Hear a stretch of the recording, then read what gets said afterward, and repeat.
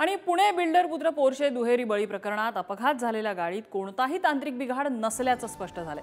Porsche कंपनीने जाहीर केलेल्या अधिकृत तपासणीच्या अहवालातून ही माहिती समोर आली आहे। कंपनीनं हा अधिकृत अहवाल पुणे पोलिसांसमोर सादर केलाय। नुकतेच कंपनीच्या प्रतिनिधींनी येरवडा पोलीस ठाण्याला भेट देत या गाडीची तपासणी केलेली होती। बिल्डर पुत्र पोर्शे कार दुहेरी बळी प्रकरणाच्या संदर्भानं नवनव्या गोष्टी समोर येत आहेत। जेव्हा अपघात झाला तेव्हा या पोर्शे गाडीचा तांत्रिक बिघाड होता अशा पद्धतीचा दावा परिवारातल्या लोकांकडून केला गेला।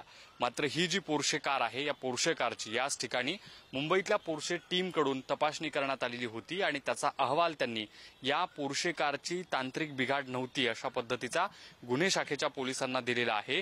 जी टीम या ठिकाणी आलेली होती त्यांनी याच पोर्शे कारची संपूर्ण जी माहिती आहे ती घेतलेली होती, गाडी तपासलेली होती आणि त्यातून या गाडीमध्ये कुठल्याही प्रकारचा तांत्रिक बिघाड नाही असा अहवाल जो आहे तो दिलेला होता। अर्थात या गाडीच्या मागच्या आणि पुढच्या दोन्ही बाजूचे जे कॅमेरे आहेत त्या कॅमेऱ्यामधला डेटा देखील या अहवालामध्ये असल्याचं सांगितलं जात आहे।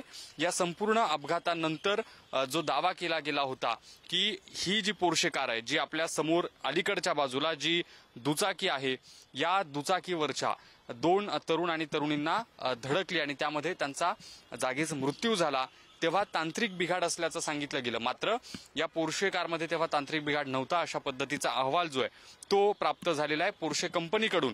आता या सगळ्या प्रक्रियेनंतर गुन्हे शाखेच्या पोलिसांकडून काय नेमकी भूमिका घेतली जाते, काय पुढे कारवाई केली जाते हे पाहणं अत्यंत महत्त्वाचं असणार आहे।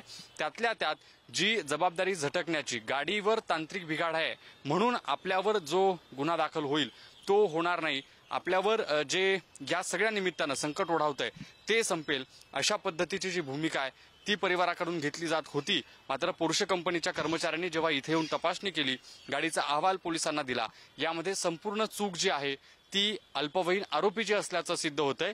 गाडीत तांत्रिक बिघाड नव्हता हे अहवालातून स्पष्ट झालंय। व्हिडिओ जर्नलिस्ट अनिल गजलेसह मी ज्ञानेश्वर चौतमल, पुढारी न्यूज।